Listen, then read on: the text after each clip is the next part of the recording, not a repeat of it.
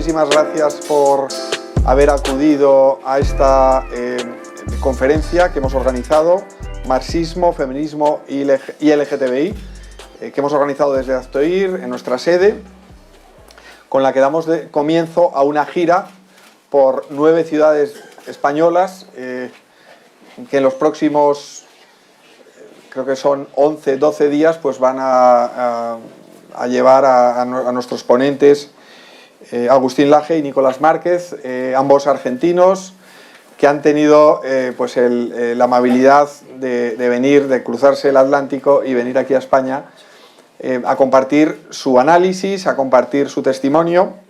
Bueno, Agustín Laje es politólogo, quizás uno de los pensadores conservadores más en boga o que más están aportando al debate cultural en nuestros días. Y bueno, él se define como liberal conservador y es me atrevería a decir, un guerrero cultural. Si utilizamos la terminología que se inventó en Estados Unidos, ¿no? Estamos viviendo una verdadera guerra cultural, culture war, y bueno, y Agustín no está solamente para analizar, ¿no?, desde su despacho de la universidad de las cuestiones y tratar de evitar líos, sino que cuando hace falta salta al charco y da esa batalla, ¿no? Nicolás Márquez, él es abogado, ensayista y analista político. Ha publicado más de 12 libros y, de nuevo, nos encontramos no solamente con un intelectual, sino con un verdadero guerrero cultural.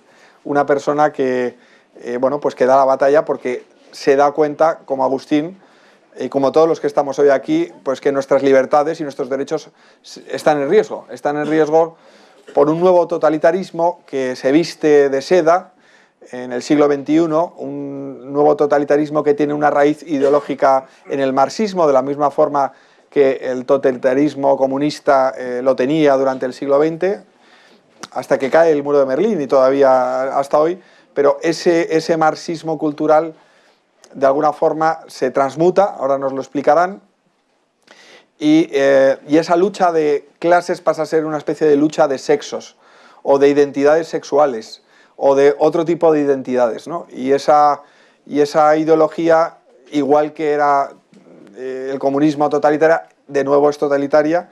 Quizás sea una ideología, la ideología de género y el lobby LGTBI, quizás sea la ideología totalitaria más peligrosa y más intolerante en nuestros días, ¿no? Por eso su testimonio es especialmente importante y especialmente relevante en todo el mundo. Ellos han recorrido Hispanoamérica, toda América Latina, Estados Unidos, y ahora dan el salto y nos trasladan y comparten con nosotros su mensaje y su análisis en España, y no solamente en España, sino en Europa occidental. Yo creo que Occidente, y en particular la Europa continental, pues toda esta ideología de la nueva izquierda, de la ideología de género, se ha desarrollado más rápido que en otras partes del mundo, y por lo tanto aquí su mensaje es más necesario que nunca. Pues simplemente deciros, recordaros la página web donde podéis encontrar toda la información sobre esta gira, las personas que estáis aquí y las personas de otros puntos de España que nos estáis siguiendo. La página web es mishijosmidecisión.org. mishijosmidecisión.org. Ahí tenéis toda la información. Y sin más, cedo la palabra a Agustín, que bueno, pues nos va a hablar precisamente sobre nueva izquierda e ideología de género. Muchas gracias, Agustín. Gracias.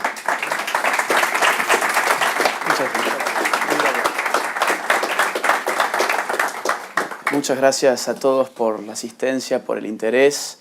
Gracias a Aztoir por invitarnos y confiar una vez más en nosotros, porque en mi caso, por lo menos, estuve hace algunos meses en el Congreso sobre Sexo y Género. Vamos a ir bastante rápido. Yo tengo 40 minutos, después Nicolás tiene 40 minutos más, y el tema que vamos a abordar hoy es un tema denso y duro de digerir. Así que vamos a ir por partes. Yo quisiera dividir esta charla en 3 o 4 aspectos. Lo primero sería rastrear los orígenes políticos de aquello que llamamos ideología de género. Para ello nos vamos a meter un poco en las transmutaciones teórico-prácticas del marxismo.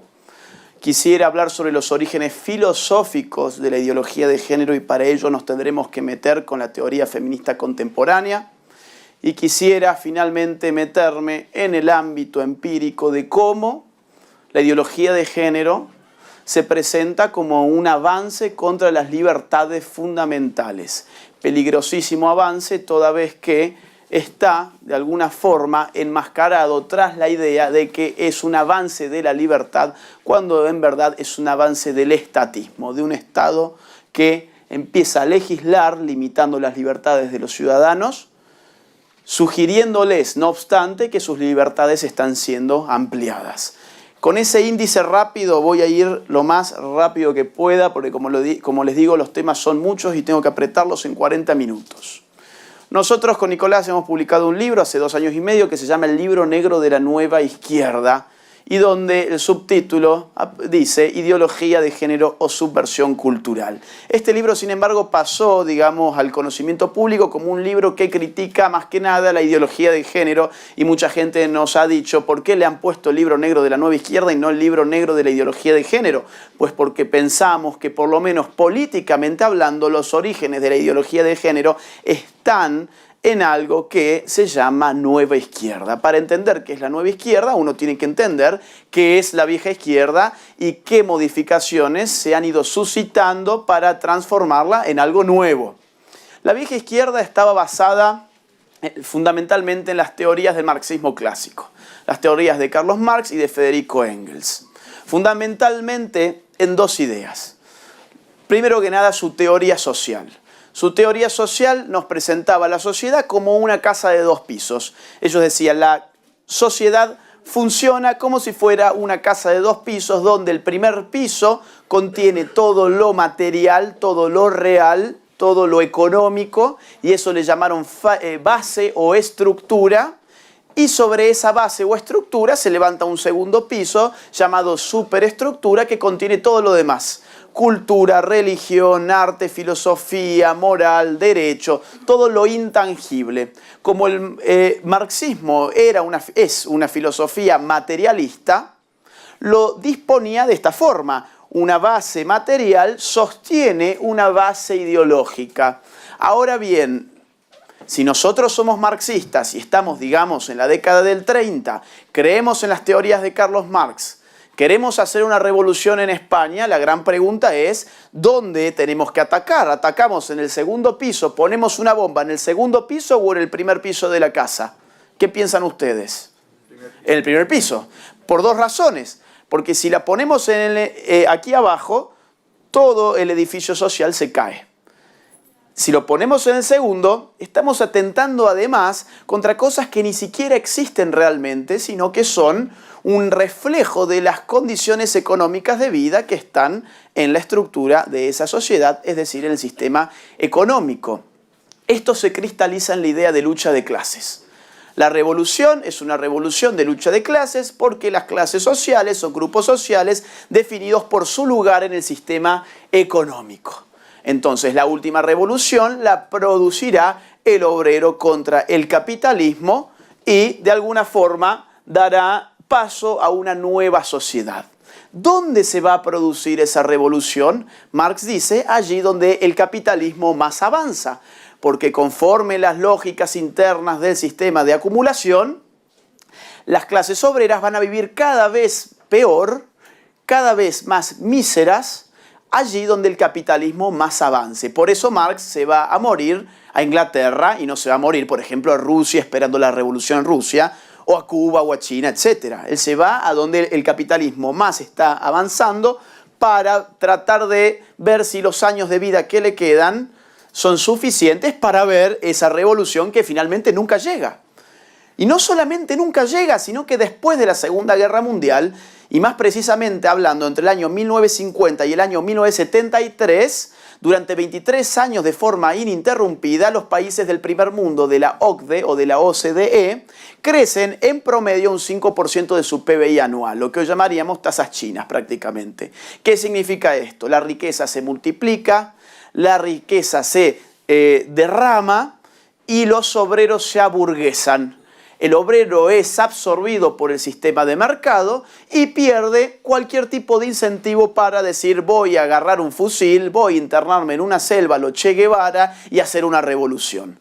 Estoy más preocupado por cambiar de automóvil que por cambiar el mundo, así que comunistas, lo lamento mucho, en los Estados Unidos no va a aparecer ningún Fidel Castro, en Inglaterra no va a aparecer ningún Lenin, en Francia no va a aparecer ningún Mao Zedong. ¿Qué hacemos entonces?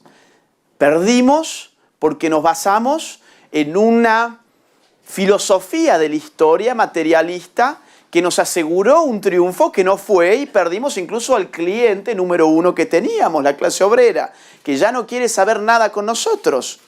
¿Qué hacemos? Y bueno, si volvemos a mirar acá arriba, si volvemos a ver esto que dijimos que no nos interesaba, la cultura, la ideología, la religión, el arte, la filosofía, el derecho, la política. Y si vemos qué podemos hacer ahí, ¿qué encontramos acá? Bueno, en el tema que nos ocupa encontramos el sexo, por ejemplo, al hombre y a la mujer. Encontramos las orientaciones sexuales. Y si antes aquí abajo le decíamos al obrero, oiga obrero, usted está siendo explotado por su patrón a través del sistema, digamos, de mercado, acá arriba le podemos decir a la mujer, oiga mujer, usted está siendo oprimida a través de, por el hombre, ¿a través de qué cosa? El patriarcado. Le podemos decir al homosexual, homosexual, usted está siendo oprimido por el heterosexual a partir del sistema heteronormativo. Y llevamos la misma lógica dialéctica que antes aplicábamos a las clases al terreno de la sexualidad y del género. Nos renovamos. Tenemos una nueva clientela política, dejamos de ir a las fábricas, al campo, digamos, hacer toda nuestra militancia política allí, sino que ahora donde vemos a los izquierdistas, los vemos en las marchas feministas, abortistas, LGBTI, indigenismos, etcétera, etcétera. Voy a pasar. O sea, ese es entonces, yo diría, el origen político, ideológico de la ideología de género.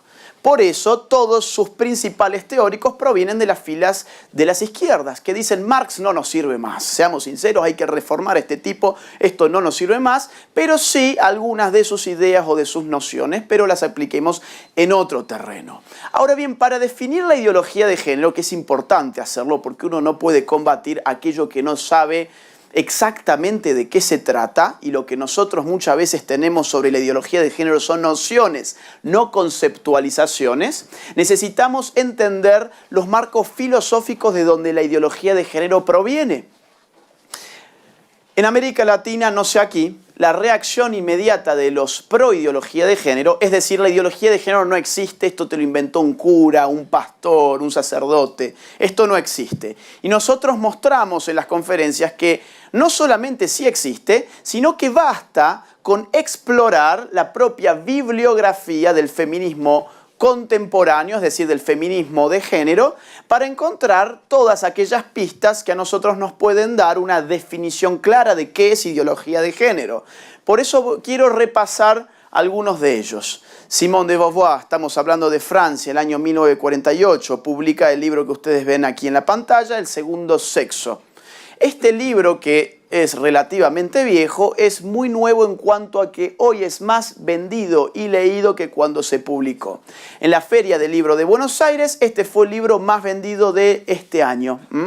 Es decir, ni Dan Brown, ni Harry Potter, ni García Márquez, ni Vargas Llosa. No, El segundo sexo es un libro de unas 900 páginas, libro que mezcla psicoanálisis, marxismo, existencialismo, es decir, no es un libro para masas y ahora se ha masificado porque es cool tenerlo en tu casa, por más que no puedas pasar de la página número 7. Pero es cool tenerlo allí para que tus invitados lleguen y digan, ah, esto tiene una buena conciencia social, el dueño de la casa, por eso tiene El segundo sexo de Simone de Beauvoir.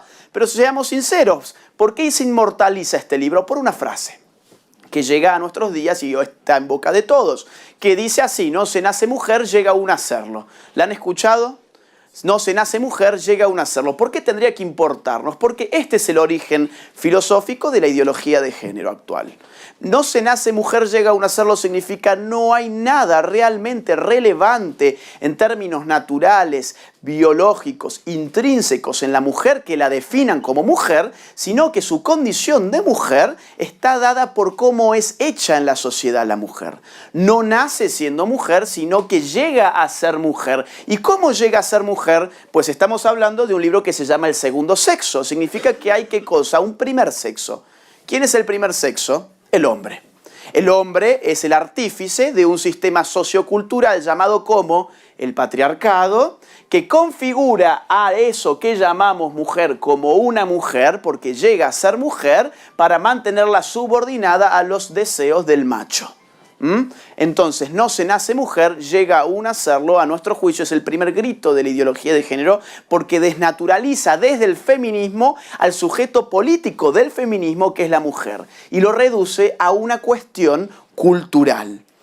Vamos 20 años más adelante con Kate Millett, otra de las grandes feministas radicales, la década del 70, ella publica en Nueva York Política Sexual. Y su libro, también hoy enseñado en todas las universidades donde se ven las materias de género, tiene una frase que también lo inmortaliza y hoy es slogan de los grupos feministas contemporáneos. Ella dice: lo personal es político, en un libro que se llama Política Sexual. ¿Qué significa? Bueno, que la sexualidad es algo político, porque es algo personal.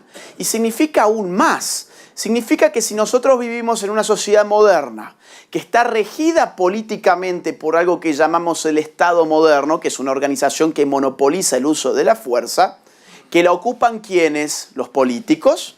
Decirle a la sociedad que lo personal es político es decirle también a ese Estado: oiga, usted que se ocupa de la política, aquello que es personal es político, entonces yo le abro la puerta y ocúpese de mis cuestiones personales.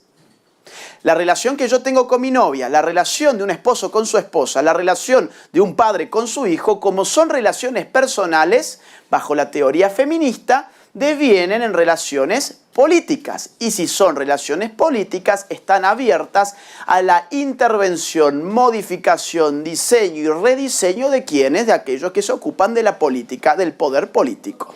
Entonces, esta es de alguna forma la semilla del totalitarismo moderno que en América Latina ha dado lugar a este gran fenómeno interesantísimo que se llama "con mis hijos no te metas", que le dicen al Estado: no te metas con mis hijos, lo personal no es político, la relación que yo tengo con mi hijo no es un asunto tuyo, los valores que yo quiero para mi hijo no es un asunto tuyo, burócrata de cuarta, que no tenés idea, y que mi hijo para vos es un número de DNI, o como le dicen acá, de ID o de cédula. No es más que eso, y vos te querés meter con mi hijo. Ese es el mensaje. ¿Por qué? Porque lo personal se ha vuelto político y hoy tenemos al Estado en nuestras casas, en nuestras cabezas y en nuestras sábanas.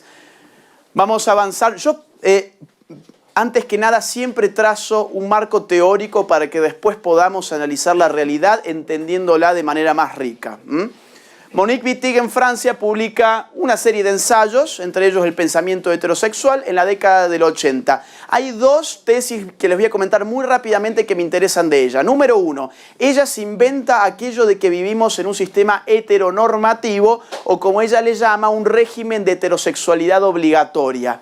Esto es interesante porque en Argentina ya se le enseña a los chicos que viven, digamos, desde los colegios, se les enseña que si ellos son heterosexuales es porque viven en un régimen de heterosexualidad obligatoria, no son heterosexuales. Hay un sistema que los obligó a hacerlo. Eso es lo que se les dice, ya les voy a enseñar algo de esto. Pero lo interesante es que ella era homosexual y vivió en Francia sin que nadie la moleste. Y sabemos muy bien que no hay obligación en la medida en que su alternativa no esté prohibida. La homosexualidad está prohibida. Afortunadamente no está prohibida. Entonces, ¿hay un régimen de heterosexualidad obligatoria? No, es una farsa ideológica, pero que le cierra muy bien a todos ellos. Luego, Monique Wittig, otra de sus grandes tesis que me interesa aquí, es la mujer no existe. Ella dice, si Simone de Beauvoir dijo, no se nace mujer, llega a un hacerlo, la verdad es que la mujer no existe. ¿Y cómo lo prueba esto? Bueno, porque existe la lesbiana. Y la lesbiana dice, no es una mujer, es otro tipo de ser humano que viene a comprobarnos que habíamos sido adoctrinados en binarismo sexual. Nos dijeron que había hombres y mujeres, tenemos a las lesbianas, sabemos ahora que entonces la mujer no tiene ninguna esencia definitoria. La mujer, en conclusión, no existe. El problema con estas ideas, que obviamente son ridículas, es cuando nadie se toma el trabajo de refutarlas, de desarmarlas en el momento en que tienen que ser hecho esto. Porque poco a poco pueden adquirir autoridad de lo verdadero. Y ustedes pueden pensar que cuán verdadero es para la gente esto. Todos aquí en España sabemos que las mujeres existen y que los hombres existen. Yo les diría, puede que los ciudadanos sí, pero los estados-nación y sobre todo las organizaciones internacionales ya han dado por cierta esta tesis. Déjenme mostrarle algunos ejemplos prácticos al respecto. Irene Rotella es un travesti del Paraguay que representa a las mujeres paraguayas en ONU Mujeres. Esto solamente es posible si ONU ha aceptado que la mujer no existe, porque cuando cualquiera puede ser algo, significa que ese algo es nada. Solamente no existiendo la mujer, yo puedo decir que soy una mujer. Si la mujer tiene una esencia específica, una naturaleza propia, y yo tengo otra naturaleza, yo no puedo ser una mujer. Ahora, si la mujer es nada, yo puedo decir que soy una mujer. Esto es de Argentina. Esto es de este año. Resulta que en Argentina los hombres se jubilan a los 65 años y las mujeres a los 60. Y un señor llamado Sergio cumplió 60 años y dijo, no quiero ir a trabajar más. ¿Y qué hago? Bueno, digo que soy una mujer. Si total el Estado considera que la mujer no existe y entonces yo también puedo ser una mujer. O sea, fue un hacker, ¿no? O sea, fue un hacker el tipo. Espectacular. Encima fue tan hacker y tan maldito que ni siquiera se puso Marta, se puso Sergia. O sea, cambió la O por la A, listo. Entonces cuando Clarín, que es el diario más importante de Argentina, le consulta al Estado qué piensan del caso, porque era obvio que era una estafa, fíjense cómo les responden, no estamos acá para juzgar. ¿Qué significa? Significa no estamos acá para discernir. ¿Discernir qué cosa? Si Sergio es Sergio, si Sergio es Sergia, si Sergia es Sergia, si Sergia es Sergio o quién demonios es Sergio. No lo podemos hacer porque como Estado hemos dogmatizado a la población diciéndoles que la sexualidad se define por la autopercepción y ahora apareció un hacker que nos dijo que era Sergia para jubilarse 5 años antes. Entonces no estamos acá para juzgar, no estamos acá para discernir, en última instancia no estamos acá para pensar, para razonar. Y lo que nos diferencia de los animales es la capacidad de razonar. La ideología de género lo que hace es animalizarte porque te prohíbe la capacidad de razonar en ciertas materias, en este caso que tienen que ver con la sexualidad. Otro ejemplo de mi país, un trans quiere jugar al hockey con las mujeres de los equipos rivales dicen no queremos jugar con un hombre, lo retiran, recurre a la justicia y la justicia dice en Argentina existe la ley de identidad de género que dice que cada uno es aquello que autopercibe ser. Si él dice que es ella, entonces ella es una mujer y vaya y juegue al hockey con las mujeres y a eso hoy le llaman inclusión. Un adolescente transexual gana una competición en la categoría femenina de atletismo, esto está pasando en todas partes. Un hombre transgénero campeona de levantamiento de peso en Australia. De triunfar en el balonmano masculino, jugar al fútbol femenino australiano. En este caso no hizo mucho esfuerzo para parecerse a una mujer, una peluquita nomás y fue a pegarle a la pelota con las chicas, ¿no? Bueno, ustedes tienen la culpa de ¿eh? ¿Quién es Ángela Ponce, la Miss España transgénero que competirá en Miss Universo y genera controversia?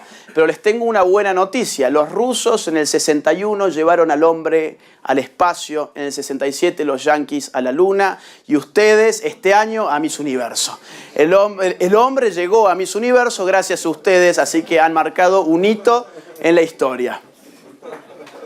Bueno, esto tiene otros casos menos resonantes, pero que son interesantes, ¿no? Porque fíjense, el feminismo ha deconstruido a la mujer a tal punto que va contra sus intereses porque nos permiten a los hombres ocupar lugares que han sido de ellas. Hasta ese punto llegó. Histórico, 2 mujeres trans, le hace 2 hombres que se disfrazan, serán candidatas a la reina de la vendimia. en este caso tiene una nuez de Adán más grande que la mía. Bueno, estas son dos noticias separadas por 6 meses de los Estados Unidos, del año pasado. La primera de marzo, trasladan a un violador a una cárcel de mujeres tras su cambio de sexo. Segunda, 6 meses más tarde, aíslan por conducta obscena a un violador transgénero que cumple pena en una cárcel femenina. ¿Y qué esperaban? O sea, un tipo viola mujeres. Le dice al Estado, pero yo soy tan mujer como las mujeres que violé, así que mándeme con las mujeres. No estamos acá para juzgar. Entonces va con las mujeres, vuelve a hacer lo mismo, y lo que más me ocupa a mí aquí es esto: aislar. Es decir, no volvió a donde siempre tuvo que haber estado, que es la cárcel de hombres. Ahora está aislado porque la ideología de género te lleva a vivir en una sociedad esquizofrénica, donde nadie sabe quién es el otro y muchas veces no saben quién es uno mismo. Entonces el Estado está totalmente perdido, no sabe por dónde pasa la variable real, si por la autopercepción o por lo que a todas luces es lo real. Violadores convictos se declaran mujeres para ir a cárceles femeninas y lo consiguen, el caso inglés. Esto es de Argentina, julio de este año. Nació mujer, cambió su identidad de hombre y lo metieron a la cárcel de varones, ahora está en crisis. Bien, bueno. Rápido, un poquitito más de teoría. Judith Butler. En los 90 escribe El género en disputa, el libro más importante de los ideólogos del género hasta el día de hoy, el tercero más vendido de la Feria del Libro de Buenos Aires de este año, más difícil que el segundo sexo para leer. O sea, yo no creo que los que lo compren se hayan entretenido mucho. Judith Butler tiene una tesis que se puede sintetizar como ella misma lo hace en esta frase. Ella dice: el sexo siempre fue género, con el resultado de que la distinción entre sexo y género no existe como tal. Parece un trabalenguas. ¿Qué significa? Que hasta ese momento nos habían dicho la sexualidad humana se descompone en dos grandes dimensiones, la del sexo y la del género, siendo la del sexo aquello que corresponde a lo natural, a lo biológico, y la del género aquello que tiene que ver con lo cultural o lo socialmente adquirido. Por ejemplo, que las mujeres tienden a usar tacones y los hombres otro tipo de calzados como los zapatos, por ejemplo.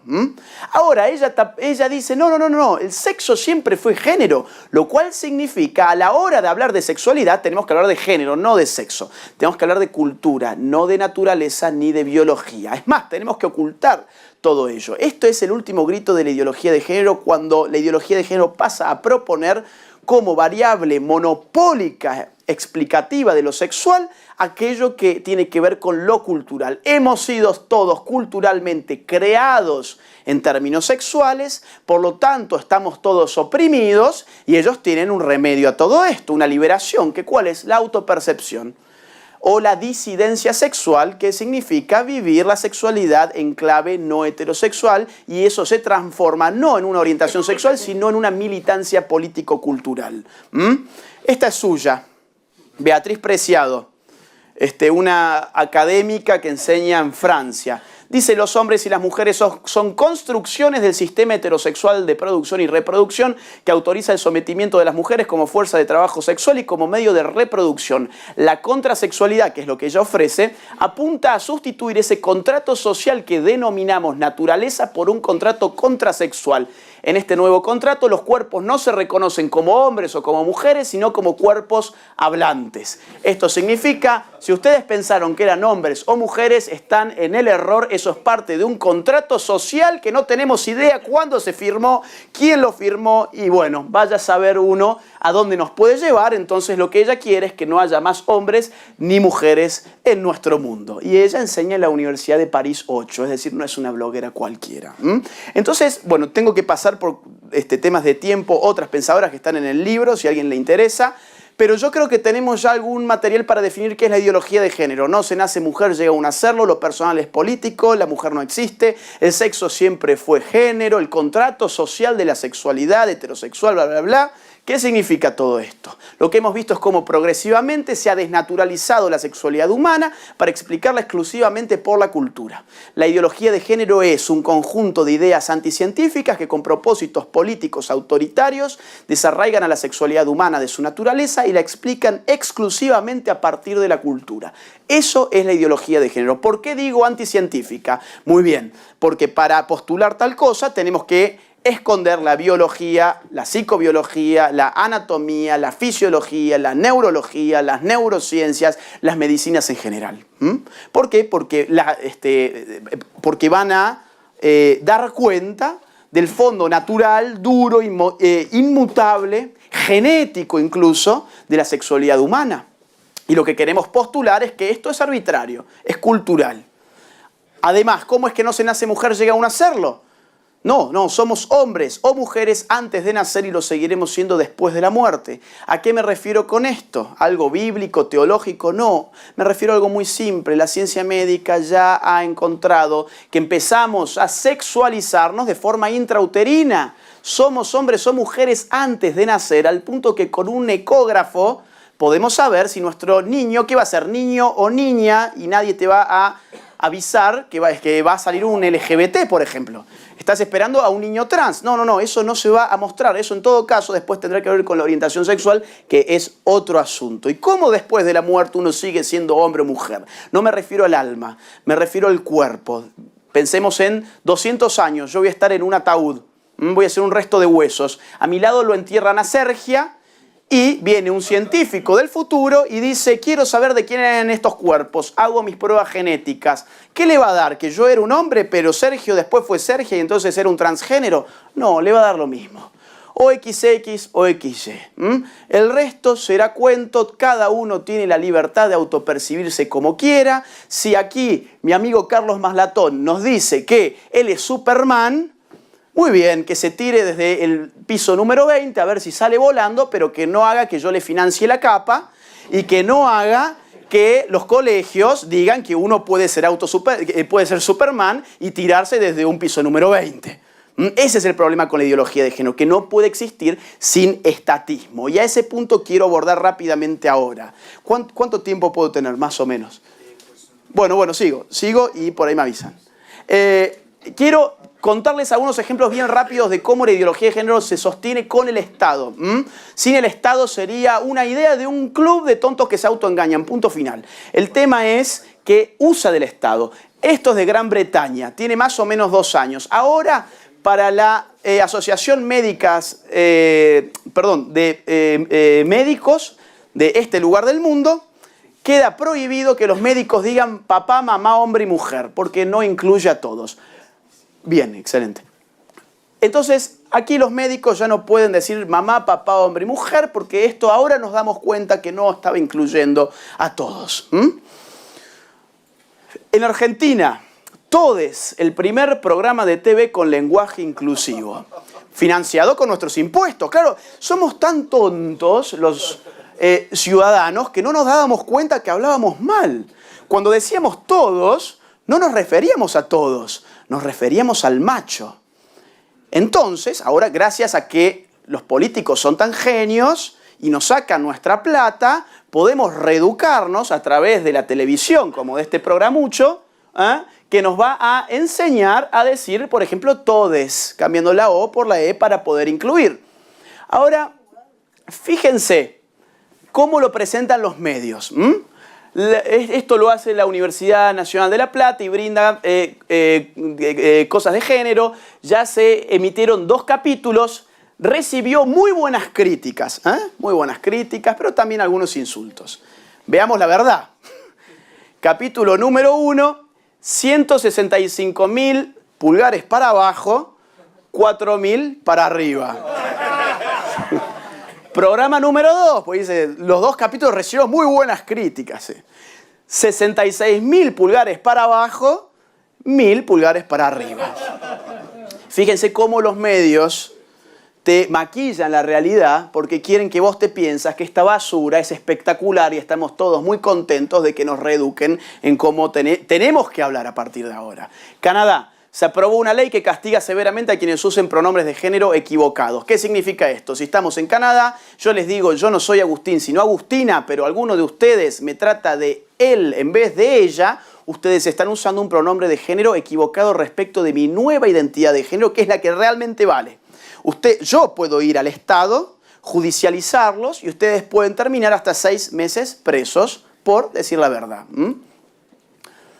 Libertad de expresión. Florencia de la B es un travesti de la Argentina bastante mediático que se ganó el año pasado, o este año, un premio como a la actriz del año. Y un locutor dijo que no estaba de acuerdo porque ese premio era para las mujeres.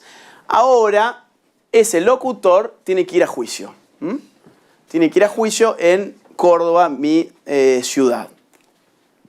Pareja cristiana pagará multa de $150.000 por no hacer pastel para boda gay. Esto fue en Oregón. Una pareja homosexual se casa, va a una panadería de gente religiosa. Dice, nosotros queremos que ustedes hagan nuestro pastel. Los religiosos le dicen, no, miren, por razones de fe no queremos ser parte de la boda. No, si nosotros somos homosexuales, ustedes tienen que ser parte de nuestra boda, o si no se la van a ver con nuestro padre, el Estado. Y se la vieron con el Estado, litigaron durante, 5 o 6 años, porque les quisieron poner una multa de $150.000. ¿Qué es lo que perdieron? La libertad económica que incluye el derecho a decidir con quién comerciar o con quién no hacerlo. Tan simple como eso. Y la libertad de culto. Esto es interesante. Es cómo empiezan a crear conflictos donde los conflictos no existen. Porque viven del conflicto, viven del divide y reinarás. Ahora en Alemania se considera que el Estado produzca la pornografía feminista para combatir los estereotipos sexistas. No sé qué es la pornografía feminista, tampoco quiero saberlo. Mucho menos después de verlas en senos por las calles, mucho menos interés tengo en ver lo que es la pornografía feminista, pero ahora resulta que es una cuestión de orden público. Y entonces el Estado, con el dinero ¿de quién? ¿De los políticos? ¿De Merkel? No. Con el dinero de la gente tiene que producir pornografía feminista.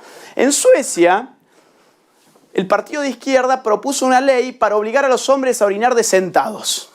¿Se acuerdan lo personal es político? Eso es. Yo te digo cómo tenés que hablar, porque hablar es algo personal, pero por eso es algo político. Yo te digo incluso cómo tenés que ir al baño. Ahora, esto es una ridiculez, ¿no? Porque pensemos por un segundo, supongamos que todos votan a favor en Suecia, esto pasa la ley, ¿y cómo le implementa el Estado? A mí se me ocurren 2 opciones. O pones un policía al lado de cada retrete a que mire cómo el sueco está haciendo pis, o pones una suerte de Big Brother, un reality show genial porque nos cubriría a todos con microcámaras en cada baño a ver cómo la gente orina. ¿Por qué ironizo de esta forma? Porque quiero mostrar que no se busca implementar esto. Lo que se busca es otra cosa. Se busca de arriba hacia abajo bajar un discurso público que le diga a la gente, oigan, los sexos están en conflicto y nosotros se los vamos a resolver. Los sexos no son complementarios, no son amigos, tienen enemistades que incluso se manifiestan a la hora de ir al baño, pero por suerte ustedes cuentan con nosotros, los políticos, para que se los resolvamos. El gobierno vasco busca prohibir el fútbol en los colegios por ser una actividad sexista. Otra vez, ¿alguna vez, hay algún conflicto real entre chicos y chicas por el fútbol? No, si a las chicas que les gusta jugar al fútbol tienen ligas de fútbol femenino, juegan muy bien, a veces se juega fútbol mixto y ahora ya no lo van a poder hacer. ¿Por qué? Bueno, porque se dice que va contra la igualdad entre los sexos. Fíjense, toda liberación que te ponen sobre la mesa, das vuelta a la página y es una prohibición. Esa es la paradoja de la ideología de género. Se está perdiendo derechos de las familias a educar a sus niños conforme sus valores y convicciones. En Argentina, en este momento, estamos debatiendo lo que se llama educación sexual integral, que es adoctrinamiento en ideología de género. Les traigo un ejemplo. Esto es oficial del Estado y es lo que se espera para el nivel inicial en materia de educación sexual integral. Dice así: apunta a desnaturalizar los modos socioculturales de ser niño y de ser niña. O sea, ahora vos como padre mandás a tu hijo para que aprenda, no, para que le desnaturalicen la forma en que ellos son. ¿Y qué implica desnaturalizar la forma de ser niño o ser niña? Bueno, por ejemplo esto. En los jardines de infantes están haciendo que los niños jueguen a ser niñas, los visten como nenas, los maquillan y después el ejercicio consiste en que les relaten a ver qué se sienten siendo nenas, ¿no? Acá tenemos los casos. Y esto obviamente idiotiza a la gente, a los chicos. Traigo acá 2 casos que me parecieron graciosos nomás. Una tal Jazmín, claro, yo les dije, ¿se acuerdan? En Argentina se está enseñando que si uno es heterosexual es porque vive en un régimen donde se le obliga a ser heterosexual. Entonces una tal Jazmín en Twitter dice: Odio que me digan que es una contradicción, que diga que odio a los varones y que sea heterosexual. Claro, ella odia a los hombres, pero además les gustan los hombres. Amiga, ¿sabés lo que es la heterosexualidad impuesta? ¿Eso lo pensó ella o se lo dijo alguien? Lucho todos los días para que me dejen de gustar los varones horribles y encima vos me venís a recalcar que no puedo odiarlos. Y acá otra, Kalinda Marin, dice: el pene es una fuente inagotable de abuso hacia las mujeres, así como hacia otros grupos y personas marginadas por motivos de género. Es el origen performativo de la violación y es el motor conceptual que está detrás de gran parte del cambio climático. Por eso yo digo, la educación sexual integral es un mecanismo de idiotización porque al poder lo que le conviene es tener gente idiota. Bueno, escuelas de Chicago enseñan sexo anal a los alumnos de 5º grado. Un padre estadounidense acaba en la cárcel por pedir que no se adoctrine a su hijo en la homosexualidad. Canadá quitará la custodia de los padres que se opongan a la agenda LGTBI. Quiero pasar rápido a las perversiones, que es algo que se está abriendo y es lo que se viene. 3 noticias rápidas. Holanda legaliza un partido que defiende la pederastia, relaciones entre adultos y niños. Canadá, Corte Suprema, legaliza parcialmente el sexo con animales, zoofilia. Las juventudes del Partido Liberal Sueco defienden legalizar la necrofilia, es decir, relaciones con muertos. Y el incesto, relaciones con familiares próximos. ¿Qué tiene que ver esto con la ideología de género? Ustedes pueden responder, pero acá, digamos, lo que tenemos es el lobby LGBT. Sí. Lobby LGBT, que después fue lobby LGBTI, que después fue LGBTIQ, que después fue lobby LGTTIQ, y ahora le pusieron lobby LGTTQI+, y ya se cansaron, le pusieron el más, pues dice, vengan todos, y ya se me acaban las, digamos, me queda algo muy, muy grande, ¿no? Y claro, a ver, dijimos que la ideología de género era una ideología que desarraiga a la sexualidad humana de su naturaleza y la explica simplemente por la cultura. Entonces la pregunta es, ¿qué es la cultura? La cultura viene de agricultura, de cultivo, es lo que el hombre hace. Por ejemplo, ¿qué es un bien meramente cultural? Un semáforo. ¿Por qué? Porque el semáforo no se cayó de un árbol, no salió de la tierra, de la panza de nadie, ni de un huevo. Un semáforo lo hicimos nosotros. ¿Y cómo funcionan los semáforos? Rojo, amarillo, verde. Yo les pregunto a ustedes, ¿podría haber sido azul, fucsia y marrón? Sí. ¿Por qué? Porque es una convención cultural. Si decimos que el sexo siempre fue género y que lo único importante de la sexualidad es el género, estamos diciendo que la sexualidad funciona como el semáforo, es pura convención. Convenimos en que estaba mal, en que los hombres adultos mantuvieran relaciones sexuales con niños, pero toda convención es arbitraria. Y entonces es injusto prohibirle a esta pobre gente que lo tenga de la misma forma que al que quiere estar con su perrito. Entonces fíjense cómo este discurso en bandeja se le da a los pervertidos para que puedan llevar adelante todos estos lobbies. Y si yo hoy aquí en España les puedo decir, saben que yo soy Agustina, no Agustín, y ustedes quedan obligados por el Estado a ser partícipes y financistas de mis fantasías personales, ¿qué me quita mañana no añadir que además de ser Agustín, además de ser Agustina, yo tengo 6 años? Si es lo mismo, si cada uno es aquello que dice ser. Ustedes pueden pensar, bueno, esto sí es lógico conforme la ideología en boga, pero es un poco exagerado. Más o menos, ya tenemos algunos casos. La increíble transformación de un hombre de 52 años en una niña, esto es de Canadá. No me preocupa el tipo porque locos han habido siempre. Lo que sí me preocupa es cómo te lo presenta el medio, la increíble transformación. La pregunta es, ¿qué tiene de increíble un gordo de 52 años con un peluquín? Nada. No es increíble y no se transformó en nada. Pero el titular te afirma otra cosa. El tipo se transformó y ahora tiene 6 años. Cuando la verdad es esta, el tipo tiene 7 hijos, pobrecitos, tiene 7 hijos, y esta es su increíble transformación, que consta de 2 muñecas de trapo y de un tutú. ¿Y dónde está en la foto con el tutú? ¿Dónde está? Están donde las niñas de 6 años están, en un colegio. Y claro, si es una niña. Un hombre acusado de violar a 3 menores alega que es un niño atrapado en el cuerpo de un adulto. Claro, si le está sirviendo en bandeja estos discursos. Bueno, esto es de la revista Cosmopolitan, tan importante. Y dice así en inglés, una chica describe cómo es tener sexo con su padre. Y claro, acá te lo ponen como algo espectacular porque en definitiva, señoras y señores, el amor es el amor. La pedofilia es otra orientación sexual como la homosexualidad, dicen psicólogos al Parlamento canadiense.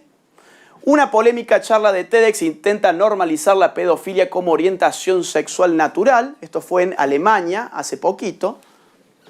Esto es de un diario de aquí, El Mundo. Una mujer de 72 años y su nieto de 26 enamorados y a la espera de un bebé.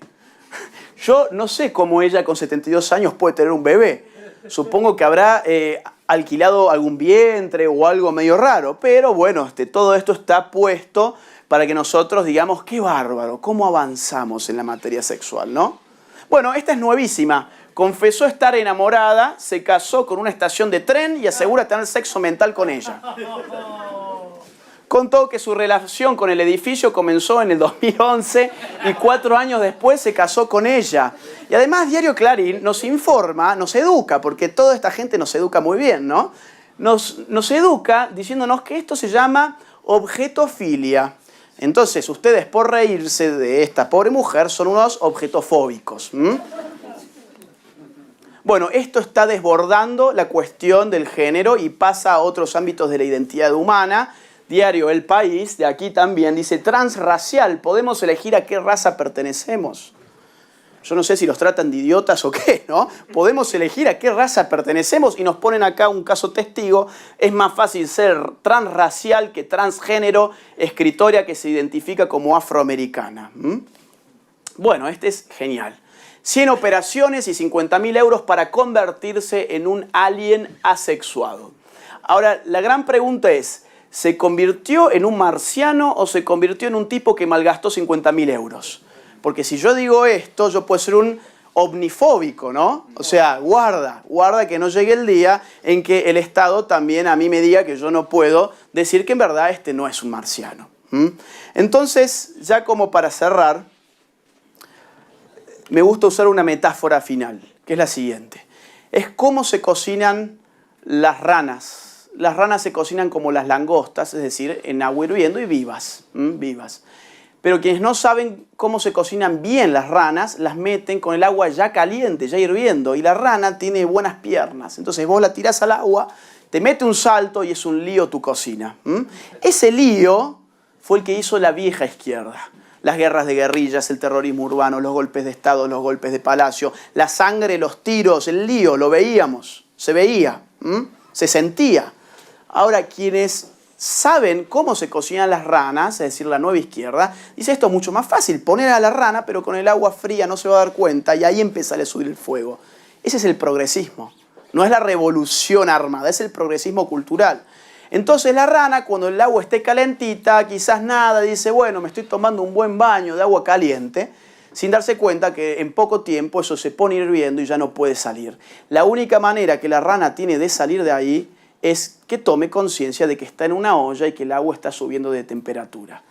Parece fácil, pero no es nada fácil. Y deja, creo, una buena moraleja, que es que todos nosotros tenemos la misión histórica de despertar al resto de las ranas, diciéndoles lo que está pasando, y salir a militar a las calles porque no queda otra. Nosotros no vamos a tener la plata de George Soros, de Rockefeller, el apoyo de la ONU, la plata de los abortos de Planned Parenthood, no vamos a tener los partidos políticos organizados hegemónicos.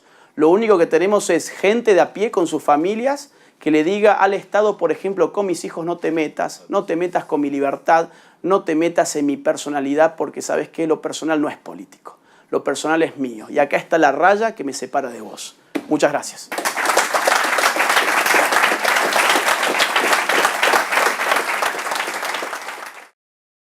Muchas gracias por todo, realmente a la gente de Hazte Oír. Estoy muy agradecido, muy conmovido. Gracias por haber confiado en nosotros, por habernos hecho partícipes para poder compartir este momento. Y muchas gracias a ustedes por estar acá, por haber distraído vuestro tiempo y por compartir con nosotros este rato. Voy a hablar un tiempo relativamente parecido al de Agustín. Y quería empezar, como suelo empezar siempre. Hoy tengo un PowerPoint un poquitito acomodado, porque tenemos tiempos más limitados y porque además traté de acomodarlo un poquito a este maravilloso lugar del planeta. Pero siempre arranco con la tapa del libro, que hay que explicarla. Hay que explicarla, así bien Agustín explicó el título del libro, la tapa del libro es bastante extravagante y llamó mucho la atención cuando recién salió, incluso llamó la atención negativamente. Ustedes pueden apreciar que, y quiero aclarar una cosa, la tapa del libro es lo más importante del libro.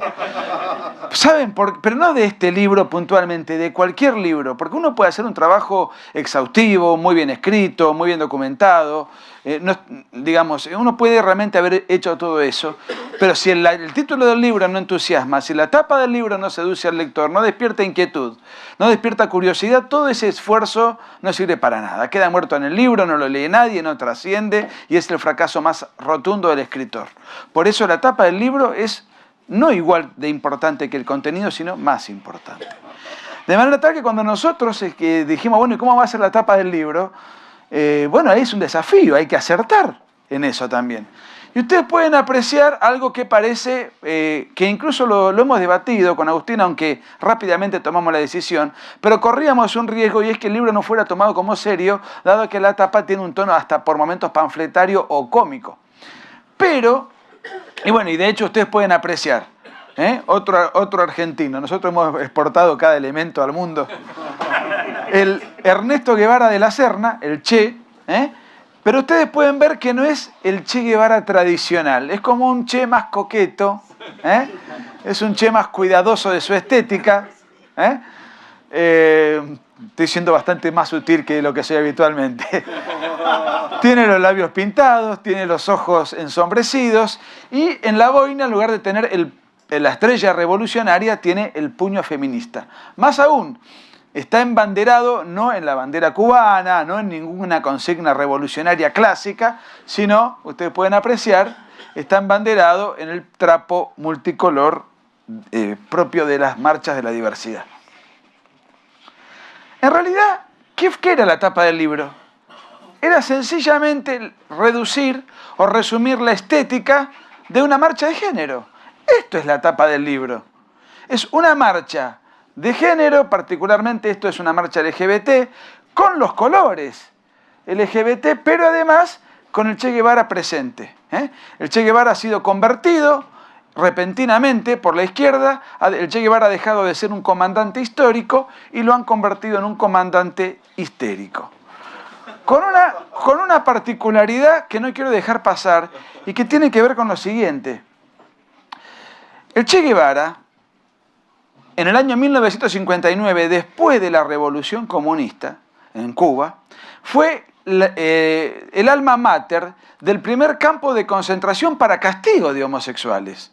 En la península de Guanacabibes, el Che Guevara diseñó un campo de concentración para castigo de homosexuales. El propio dictador Fidel Castro acuñó la famosa frase «La revolución no necesita peluqueros», y el Che Guevara, bajo la consigna «El trabajo os hará hombres», diseñó esos campos de concentración brutales, vergonzosos, bochornosos, de trabajo forzado para los que incurrían en el delito contrarrevolucionario de la sodomía, porque ellos creían en la superstición y en la fantasía del hombre nuevo que iba a ser edificado al calor de la revolución. Y una persona con tendencia homosexual no podía tener cabida en esta nueva forma de sociedad. Más aún, son conocidos también los barcos que partían de Cuba hacia Miami, plagados y llenos y cargados de homosexuales, porque eran considerados la escoria de la revolución. Pero esto no era algo propio de Cuba. Esto era algo propio y es algo propio de la izquierda. Es algo propio de la izquierda. Ahora vamos a ver algunos datos, pero les quería comentar lo siguiente. Esta película, a quien le interesa profundizar, está en YouTube, es una película de mediados de la década del 80, se llama Conducta Impropia y dura 2 horas y trata toda la represión brutal, el vejamen y la humillación que padecía todo homosexual que viviese en esa isla cárcel. La película se llama Conducta Impropia. ¿Qué es la conducta impropia? Así era la tipificación en el Código Penal cubano. Conducta impropia era precisamente la conducta en la cual una persona incurría cuando intimaba con una persona de su mismo sexo, valga la redundancia. La película dura 2 horas, muestra todos los discursos de Fidel Castro en ese sentido, es desopilante, y además muestra los campos de concentración, los testimonios, los encierros, los barcos donde los expulsaban, el maltrato y el destrato. ¿Okay? Ahora, en la marcha de género, como pudimos ver, está el Che Guevara como estandarte de liberación en este tipo de manifestaciones que se dan en Occidente. Esto es un mapa de 1980, es un mapa de la Guerra Fría. quiero aclarar lo siguiente, la persecución a la sodomía no era algo propio ni de Castro, ni de Guevara, ni de Cuba.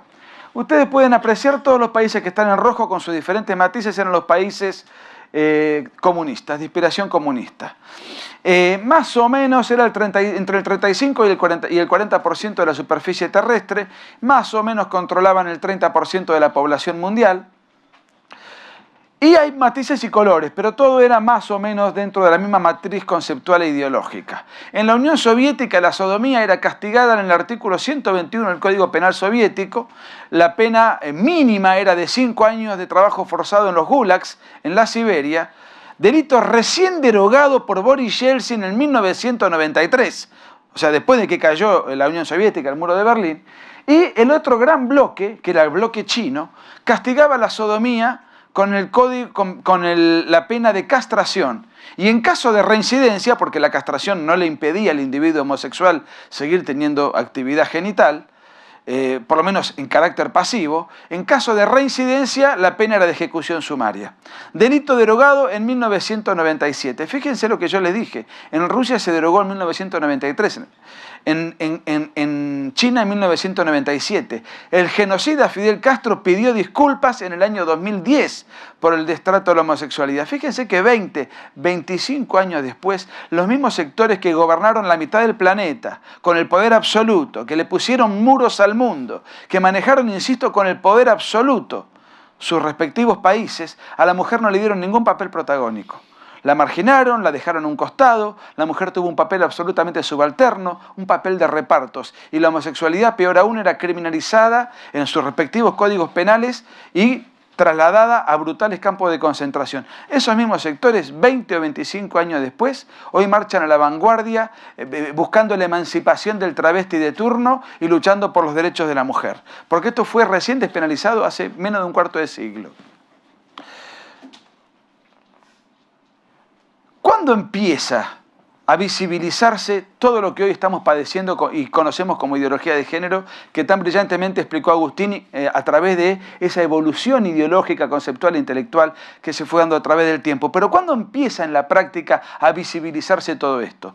Nosotros en el libro, incluso en la contratapa del libro, esta es la versión española, pero van a poder avisorar que a comienzos les anticipo que el mejor prólogo de las 12 ediciones en distintos países que tiene el libro es el que está hecho acá. Realmente felicitaciones, realmente. Lo hemos disfrutado muchísimo mientras lo leíamos con Agustín. Esto empieza en 1992. Fíjense lo que informa el diario Clarín en 1991. No, Clarín no fue nada original, esto debe haber sido la tapa de todos los diarios del mundo, ¿no es cierto? La Unión Soviética deja de existir, agosto de 1991.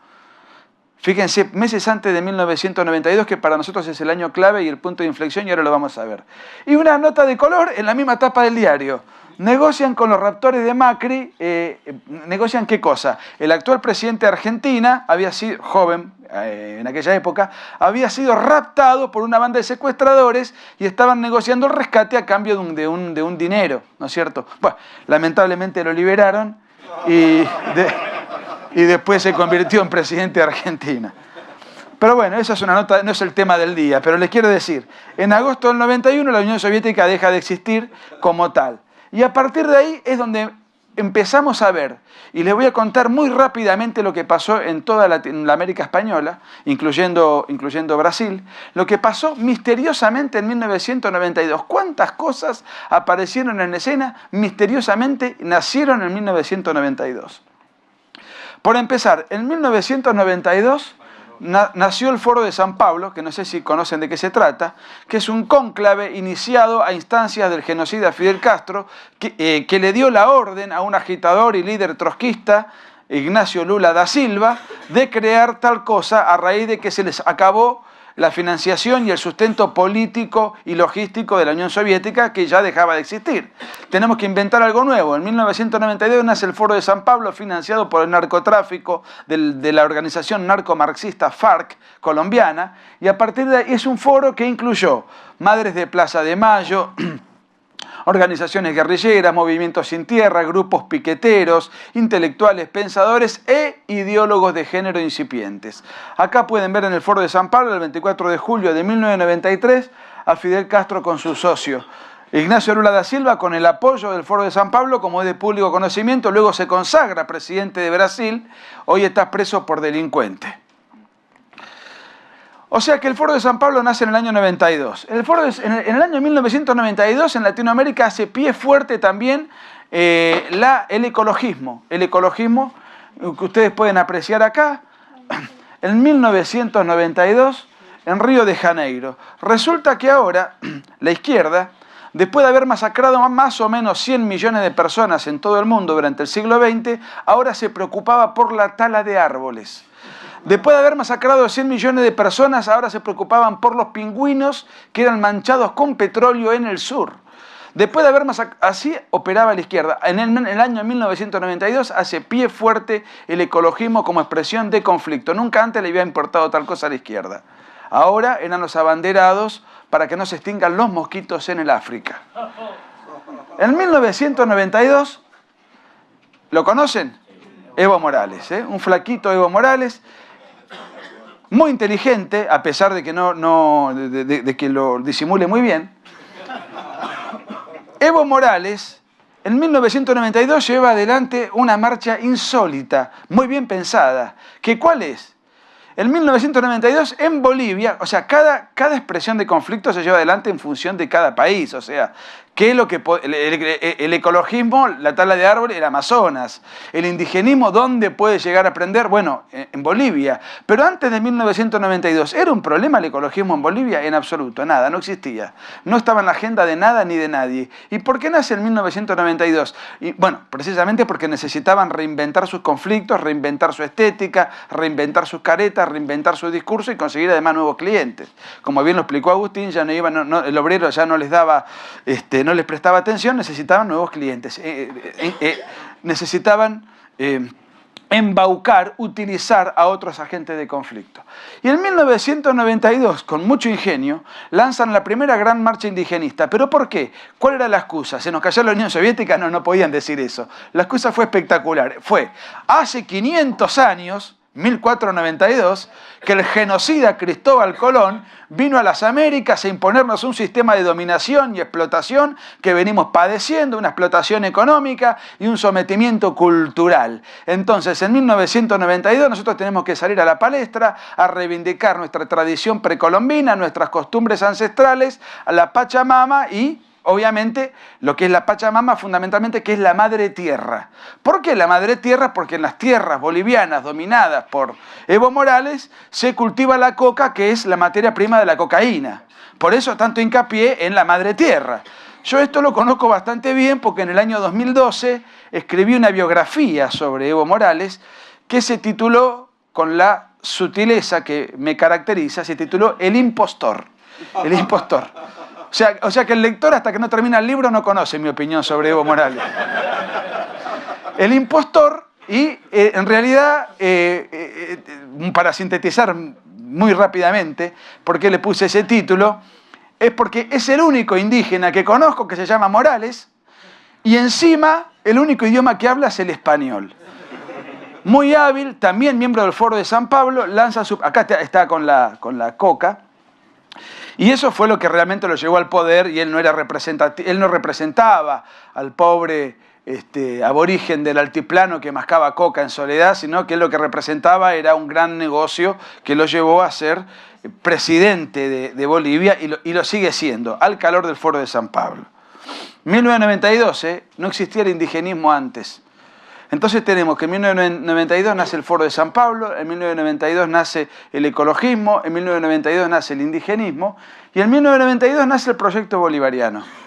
¿Cómo que en 1992 si Hugo Chávez recién fue presidente en el 99? Sí, pero el proyecto empieza el 4 de febrero del 92. No sé si se alcanza a ver, que es cuando Hugo Chávez, a la sazón coronel, se alza en armas contra la democracia venezolana. La rebelión militar fracasa, en ese interín matan a 20 oficiales, intentaron matar al presidente democrático Carlos Andrés Pérez, la rebelión, insisto, fracasa, Chávez se rinde y pacta la rendición pidiendo una conferencia de prensa, que es esta misma, que fue muy famosa, donde él da una explicación que le dio fama, celebridad mundial, se hizo conocido entre los venezolanos, va a la cárcel, sale a fin del 94 como consecuencia de un indulto, como consecuencia de la presión internacional que hizo la izquierda, y en el 95 empieza su campaña internacional financiada por el Foro de San Pablo, gana las elecciones del 98, en el 99 se consagra presidente o dictador. Bueno, estamos en el 2018, murió Chávez, dejó a su heredero y hoy Venezuela es el paradigma del fracaso más absoluto. Dictadura, miseria, escasez, la gente escapándose, emigrando por toda América Latina para tratar de conseguir una mínima cuota de libertad, una mínima cuota de confort. Digamos, el socialismo terminó como termina siempre. Terminó como termina siempre. Ahora en cabeza de un sucesor que es Nicolás Maduro, ¿no es cierto? Bien, y ahora nos vamos a empezar a acercar al tema que nos convoca. Esto es lo que pasa en 1992. Y en 1992, en Buenos Aires, meca del progresismo en América, nace la primera marcha del orgullo gay. Nunca antes había habido una marcha del orgullo gay. O sea que cuando los homosexuales, afortunadamente, no eran perseguidos, podían opinar, podían darse a conocer, podían intimar con quien les plazca sin que el Estado los moleste, empiezan a protestar. O sea, cuando no tienen ninguna marginación legal, objetiva, ahí empiezan a protestar. Y las protestas, bueno, acá pueden ver alguien con un megáfono que hoy es homenajeado por el gobierno de Macri. Este alguien se llama Carlos Jáuregui, fue el fundador de la comunidad homosexual argentina, y su hermano, que también fue alma mater de toda esta primigenia movilización, Roberto Jáuregui, fue el fundador de la Fundación Huésped, que es la fundación que hoy hace los programas de educación sexual infantil contratados por el gobierno de Macri. Tanto Roberto como Carlos Jáuregui ya no viven, ambos murieron en la década del 90, los dos homosexuales, ambos murieron de VIH, SIDA. Una frase que no sé de quién es, pero me gusta repetirla: uno en la vida puede hacer lo que quiera, y está bien que así sea. Lo que uno no puede es evitar las consecuencias de hacer lo que uno quiere.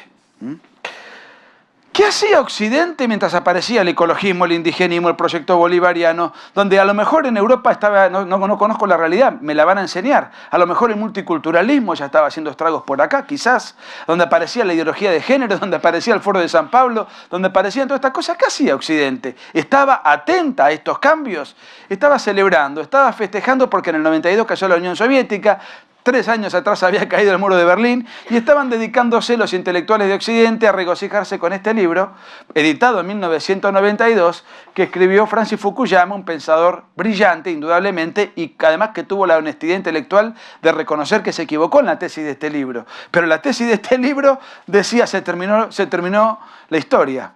Ya se ganó, el totalitarismo retrocedió, se cayó solo, de ahora en adelante la libertad, el modo de ser occidental se va a imponer, solo hay que perfeccionarlo, pero esto ya es un devenir inexorable, esto es irreversible, es el fin de la historia y el último hombre. Es decir, anestesió la reacción, anestesió todo espíritu de vigilancia, de militancia, de atención. Y 25 años después, porque esto, fíjense, en 1992 nada más, estamos ahora padeciendo una hegemonía cultural insoportable de la cual no sabemos cómo escapar.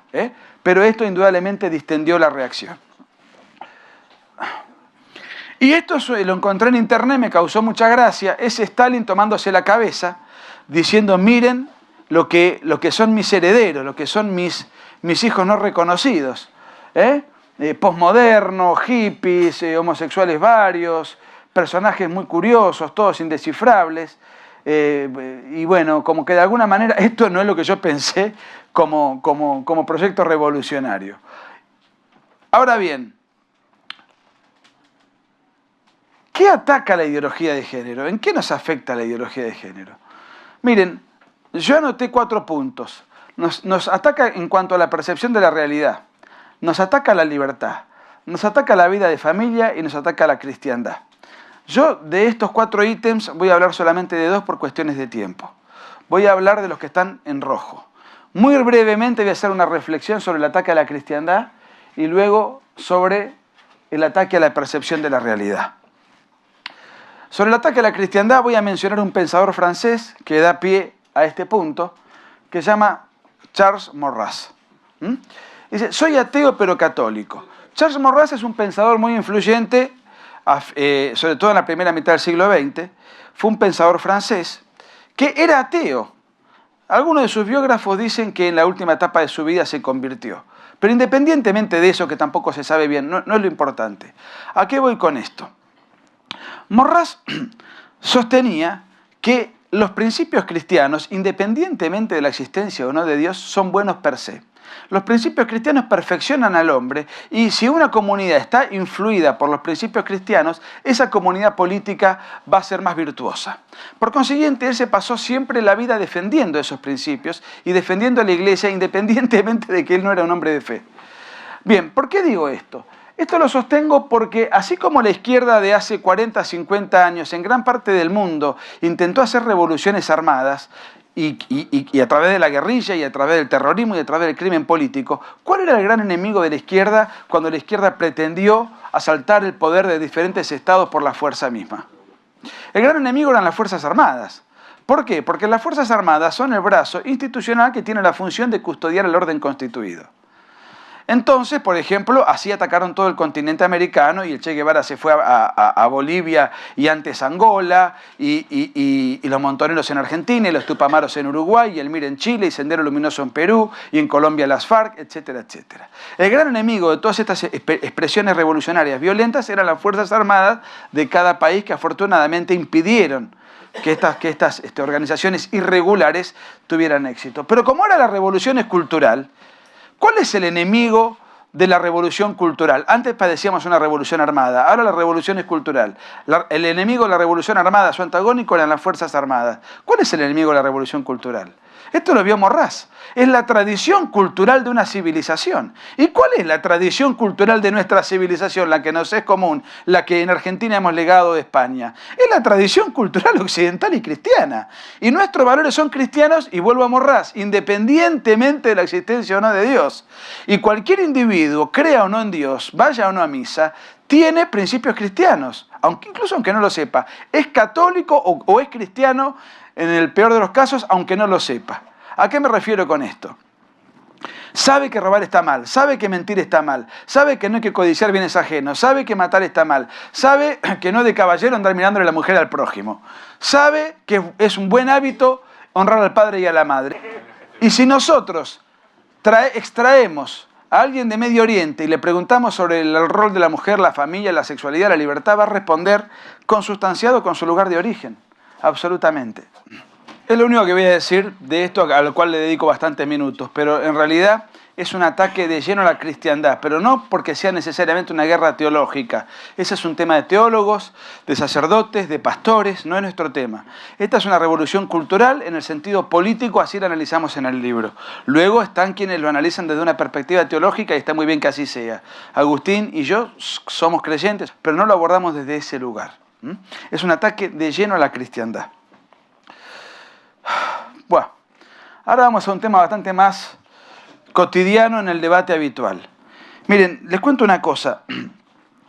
Con Agustín sacamos el libro mayo del 2016. Mayo del 2016. Desde entonces, casi sin querer, porque nosotros nunca imaginamos que esto iba a generar semejante bola de nieve, y que íbamos a recorrer todo el continente, de la Argentina queda lejos, desde el sur del mundo hasta Estados Unidos, y que ahora íbamos a tener la bendición de estar aquí. Pero desde hace prácticamente casi 3 años que convivimos con Agustín, en el marco de una celibataria y castísima amistad. Pero técnicamente la convivencia existe. En el marco de una pareja laboral, digamos. Muy bien. En eso estamos. Y claro, realmente es de verdad que más allá de las gratificaciones espirituales, de los amigos que ganamos y de los lugares que podemos conocer, aunque los conocemos poco, porque son agendas muy apretadas, la realidad es que es muy cansador. Y cuando estamos en Argentina, que no es muy habitual, yo aprovecho para ir al médico. Y tengo un clínico que es ya me hice bastante amigo. Entonces charlamos de temas varios y me pregunta, che, ¿en qué andás? ¿Seguís con este libro? Mirá, le digo, vos, lo trato de vos, no sé, es una suerte de familiaridad. Le digo, si yo te vengo a ver y te digo, mirá, yo me autopercibo sin mi brazo izquierdo. Mi brazo izquierdo no me identifica, no me representa, no me siento cómodo, no va con mi identidad. Y yo te vengo a ver en carácter de clínico para que vos me derives a un cirujano para que me corte el brazo izquierdo. Además, les confieso una cosa, es lo único que tengo de izquierdo, el brazo. Digo, bueno, ¿usted me manda al cirujano? No, yo te mando a un psiquiatra. Un tipo que me viene con un planteo de esas características, yo lo mando al psiquiatra. Bueno, muy bien, me parece una respuesta razonable. Ahora bien, si yo le vengo exactamente con el mismo planteo, pero respecto de mis genitales, no me representan, quiero que me los corten, quiero que me mande un cirujano. Usted también me manda a un psiquiatra y me dice, esto es una locura. Y el tipo es más grande que yo, me lleva unos 20 años, se saca los anteojos, se desaflojó la corbata, y me habló no como un médico, sino yo diría que casi como un padre. Casi, por la forma en que me habló, por cómo se relajó, me dice, mira, si yo llego a hacer lo que vos me decís, es decir, si yo te mando a un psiquiatra, yo voy a perder mi cátedra en la Facultad de Medicina. Yo voy a perder, además, mi trabajo como médico en la clínica. Además voy a perder mi matrícula de médico y además voy a tener problemas con la justicia. Y tiene toda la razón, porque la ley de identidad de género en Argentina, a quien cuestiona lo que se llama el cambio de sexo, ese alguien tiene que ir a rendir cuentas a la justicia. Ese alguien es sancionado por la justicia, porque ese alguien incurre en crimen de odio, en crimen de odio. Ahora, vamos a repasar un poco un concepto que ahí me salió el abogado de adentro. Ustedes saben, yo soy abogado, pero no se preocupen, soy un hombre de bien, no ejerzo. ¿Qué es el crimen de odio? El crimen de odio es cualquier manifestación gestual, verbal o escrita en desacuerdo con la ideología de género. Eso es el crimen de odio. Es cualquier manifestación gestual, verbal o escrita en desacuerdo con la ideología de género. Cuando ustedes con el bus pusieron algo que es verdad, pero es en desacuerdo con la ideología de género, no tuvieron problema con la justicia. No los acusaban ¿de qué los acusaban? Delito de odio y delito de menosprecio. Yo no sabía, pero me lo imaginaba. Es cualquier manifestación gestual, verbal o escrita en desacuerdo con la ideología de género. Entonces, ¿qué ocurre? Lo que les quiero decir es esto. La ley de identidad de género, en realidad, cuando habla del cambio de sexo y castiga y sanciona a quien cuestiona tal cosa, lo que hace esa ley es mentir. Esto es Argentina. ¿Ven? Acá ven a dos muchachos que están felices con su nueva identidad. La realidad es que no existe el cambio de sexo. Y sin embargo la ley habla del cambio de sexo, los periodistas hablan de cambio de sexo, los médicos hablan de cambio de sexo. Y si alguien niega la existencia del cambio de sexo, ese alguien tiene problema con la justicia. Pero hay un agravante. Por ejemplo, uno puede mentir. Y mentir no es un delito, salvo cuando uno hace un juramento ante la justicia, va a declarar. Pero mentir no es un delito. Podrá ser un pecado desde el punto de vista religioso, pero mentir no es un delito. Ahora, en materia de ideología de género es delito decir la verdad. Por ejemplo, si uno dice, no existe el cambio de sexo, porque verdaderamente no existe el cambio de sexo, lo que existe es el cambio estético, es el cambio de look, es el cambio de apariencia, no existe el cambio de sexo. Un hombre o una mujer que quiere disfrazarse de aquello que no es, tiene toda la libertad de hacerlo. Pero objetivamente sigue manteniendo su misma naturaleza. Como bien dijo Agustín, un hombre es hombre antes de nacer y lo es después de muerto. Lo mismo sucede con una mujer. Y un hombre que se disfraza de mujer, sencillamente lo que está haciendo es un cambio de apariencia. Nació varón y va a morir varón con o sin tijeretazo.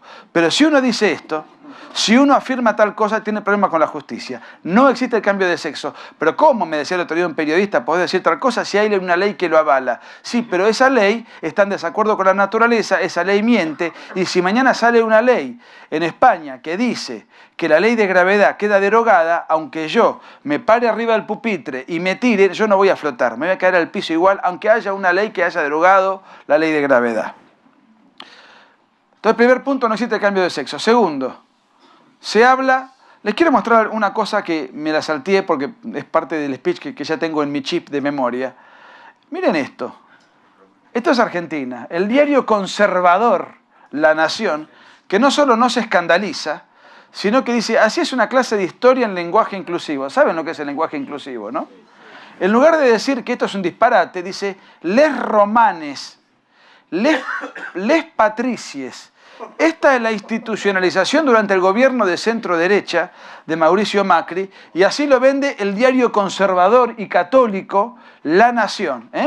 No les cuento lo que dice debajo de la nota porque es muy largo, pero todo es festivo, moderno, tal como lo pintó Agustín en los diferentes recortes de diarios que hoy nos trajo. Yo dije que la ideología de género alteraba la percepción de la realidad. Y altera la percepción de la realidad en la medida en que altera el lenguaje. Cambio de sexo. Hablamos.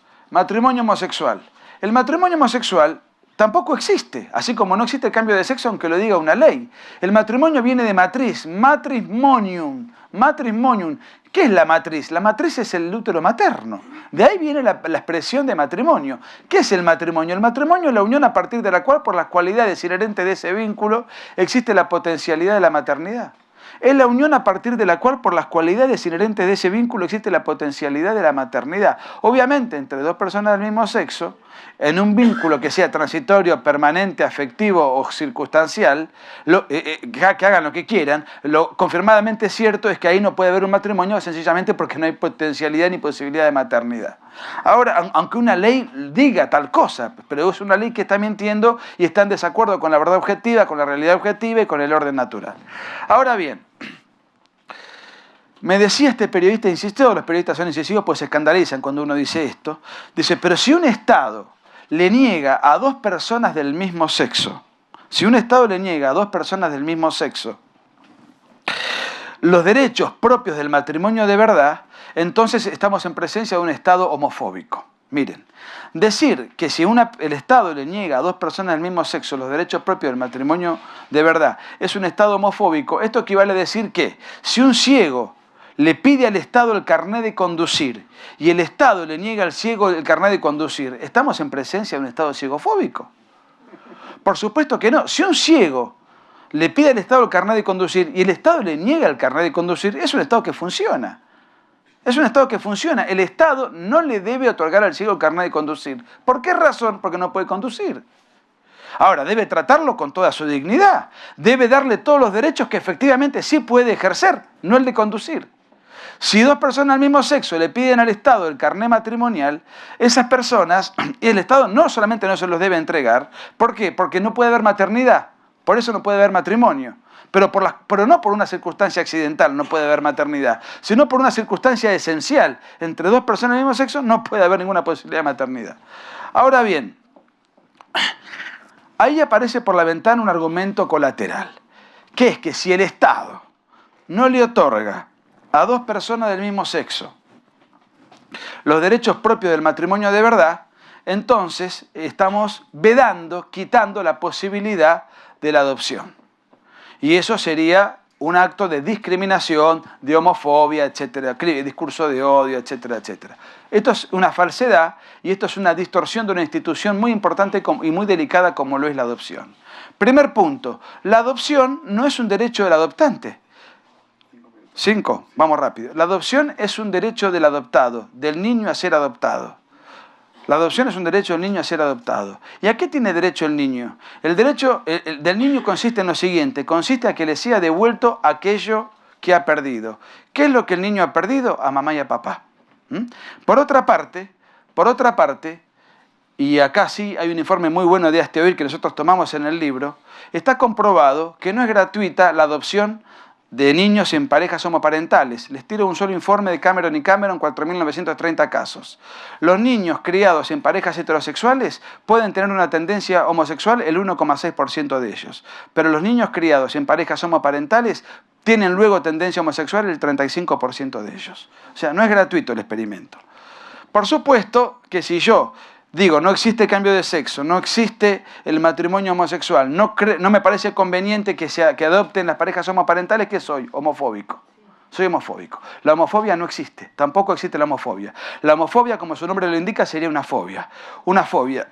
¿Qué es una fobia? La fobia es un desorden psiquiátrico, es un desorden mental clasificado en los manuales de psiquiatría. El manual de psiquiatría más moderno es el DSM-5.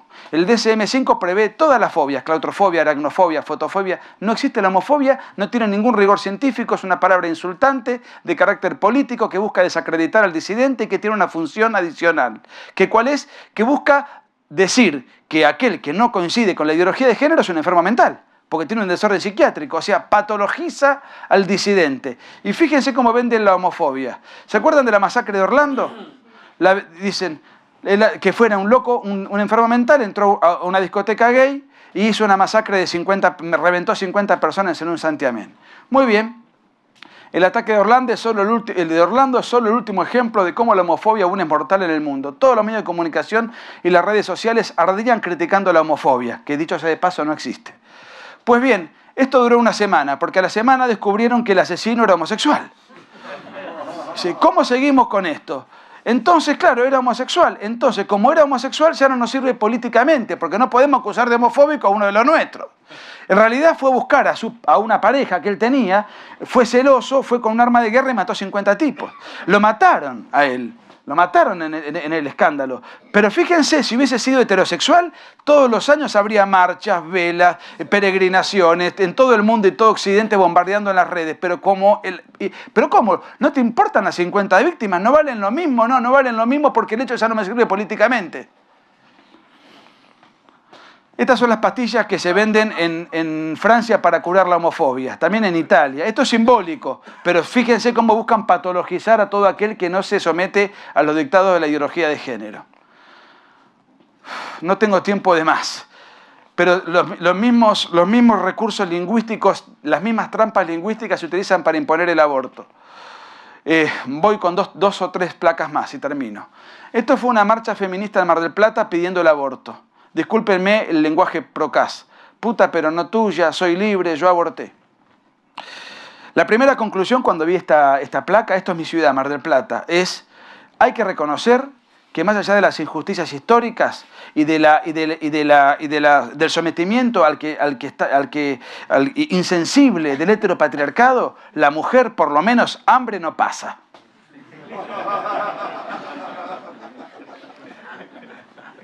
El travesti más conocido de Argentina se cargó y se puso al hombro la campaña a favor del aborto. A favor del aborto. ¿Me da 5 minutos de yapa? 5 minutos más y termino. Discúlpenme.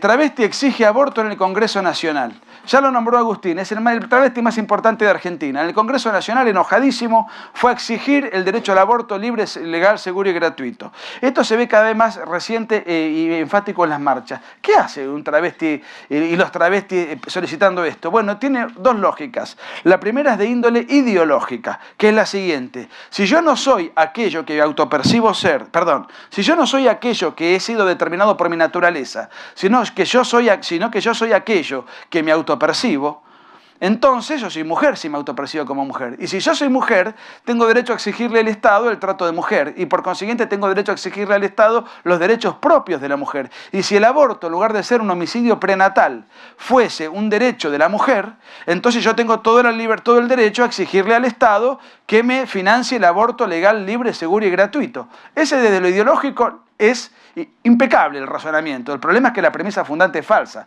pero desde la perspectiva lógica es impecable. Ahora bien, hay un argumento de índole científico que con todo criterio y con todo razonamiento le hace sospechar a este señor que está embarazada, que es que hace varias semanas que no le viene la menstruación. Y termino con esto y una sola placa más. ¿Ustedes usan redes sociales? Sí. Bueno, ¿usan Twitter? Facebook. Muy bien, usan ¿cómo? A eso no lo conozco. Y después el otro, ¿cómo es que se llama de las fotos? Instagram, muy bien. ¿Tinder usa alguno? ¿También? Muy bien, qué moderno. Miren, en Argentina en este momento, voy muy rápido, hay 55 identidades de género. 55. Uno en Argentina se está tratando de ampliar a 67. No somos los segundos en el mundo, los primeros son los ingleses con 75. No solamente nos roban las Malvinas, sino que nos ganan además en este ranking. Uno en Argentina puede elegir ser femenino, masculino, androginx, andrógino, andrógina, trans, transmasculino, transfemenino, varón trans, hombre trans, mujer trans, transexual, travesti, transgénero, transgénero femenina, transgénero masculino, queer, intersex, intersexual, ninguno. Ninguno. Hay que tener baja la autoestima para ponerse ninguno. Este no es argentino. Neutro. Pansexual varón, pansexual mujer, mujer hombre varón, lesbiana, gay, asexual, mujer asexual varón, mujer bisexual, varón bisexual. Poliamorox, poliamorosa, poliamoroso, estos son ecuménicos, digamos. Mujer heterosexual, varón heterosexual, mujer homosexual, varón homosexual, puto, torta, traba. Escuchen esto, yo la verdad no les puedo mentir, yo cuando le miraba esto fantaseaba, esto de mujer heteroflexible. Yo cuando lo vi digo, es trapecista. Varón heteroflexible, lesbo flexible, cisexual masculino, cisexual masculina, cisexual femenina, cisexual femenino, cisexual mujer y cisexual varón. Y el mío, la identidad mía no está, que yo soy lesbiano. Última placa, y pido disculpas por haberme desfasado en el tiempo. Este es un mapa que nadie conoce, no se ve, no está en ningún lado. Yo lo tomé de un libro de un sociólogo francés pro-gay, el libro se llama Global Gay, no me acuerdo del nombre, Frédéric Martel. Hay 75 países en el año 2018, no en el año 2018 a.C., ahora, en el 2018, hay 75 países que condenan la homosexualidad en el Código Penal. Los países que ustedes ven en rojo condenan la homosexualidad con pena de cárcel. Los países que ven en negro condenan la homosexualidad con pena de muerte. Entonces fíjense en lo siguiente, qué curioso, nosotros no conocemos cuáles son esos países. Cuando viene un presidente de algunos de estos países a visitar al presidente español, ¿hay escraches, manifestaciones en contra por parte de los grupos LGBT para pedirle al presidente visitante el cese de la injusta persecución a sus análogos en los países de pertenencia? ¿Conocen que en algún otro país pase lo mismo? ¿Hay alguna marcha de protesta contra alguna de las 75 embajadas de estos países que criminalizan injustamente a la homosexualidad? Les comento que los países que criminalizan la homosexualidad con pena de muerte son 8. Irán, Sudán, Arabia Saudita, Rodesia, no sé, Qatar, no me acuerdo ahora. Emiratos Árabes, Irán, Pakistán, etc. Muy bien. De estos 75 países nadie protesta ni nadie se ocupa y la comunidad homosexual ni lo hace saber. ¿Por qué razón? Miren, tengo alguna sospecha. De estos 70, el resto del globo terráqueo con los diferentes colores que ahora no tengo tiempo de explicar, el Estado no se mete en las sábanas de nadie. Y cualquier actividad sexual mayores de edad y voluntaria, nadie se mete en la sábana de esas personas. ¿Ok? ¿Qué tienen en común los países, estos 75 países? En ninguno ha llegado la cristiandad. En ninguno. ¿Y qué tienen en común el resto de los otros países? Que en todos, en mayor o menor medida, ha llegado a la cristiandad. Tanto sea por predominio católico, por predominio evangélico, por predominio protestante o por predominio de la Iglesia Ortodoxa. ¿Y por qué las protestas entonces, en lugar de hacerse en los países donde el Estado no se mete en las sábanas de nadie, no se hacen en estos 75 países? Muy sencillo. El ataque es contra la civilización cristiana. Por eso atacan los países que sí le dan libertad, pero de todas maneras son los países a los cuales se intenta colonizar culturalmente. Esa es la razón por la cual nosotros vemos los ataques en el occidente cristiano y no vemos los ataques donde verdaderamente habría que protestar con todo derecho y argumento. Finalmente me despido con una frase de Octavio Paz. La dictadura perfecta es aquella que no se nota que es una dictadura. Y la ideología de género se parece bastante a esa frase. Gracias.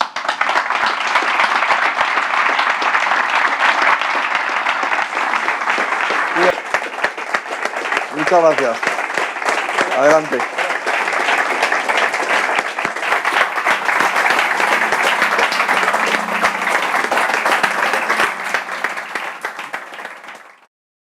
Sin más, de nuevo agradecer a los ponentes por por habernos mostrado esa realidad, por habernos abierto los ojos, por habernos despertado y también por habernos enardecido el corazón para que sigamos en esta batalla cultural sin miedo, a pesar en fin, de los sufrimientos y de los ataques que recibimos, pero con valentía y arrojo, tratando de imitaros, ¿no? Muchísimas gracias. Gracias. A vosotros.